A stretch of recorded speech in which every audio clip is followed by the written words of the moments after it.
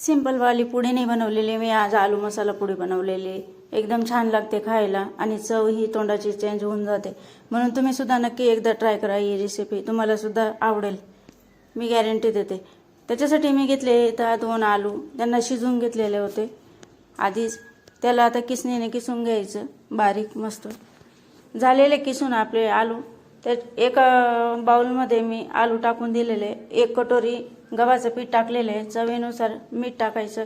1 चम्मच रवा टाकायचा.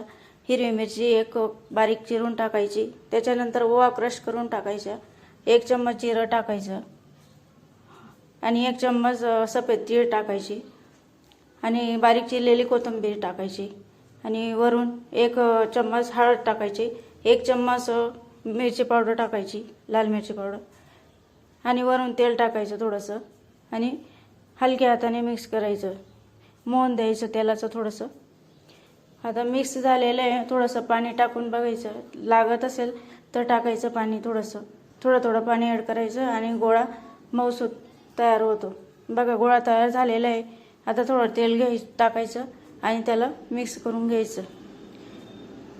मिक्स झालेलं आहे. आता थोडी लोळी तोडायची आणि गोल आकारामध्ये, पुडीच्या आकारामध्ये लाटून घ्यायची. खाली तेल लावायचं थोडंसं. पुडीच्या आकारामध्ये लाटून झाली का, तेल गरम ठेवलेलं आहे मी तापवायला.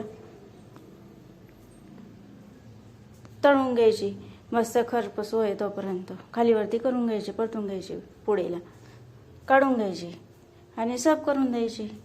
कशी वाटली रेसिपी? रेसिपी आवडली असेल तर नक्की लाईक, शेअर, कमेंट करा आणि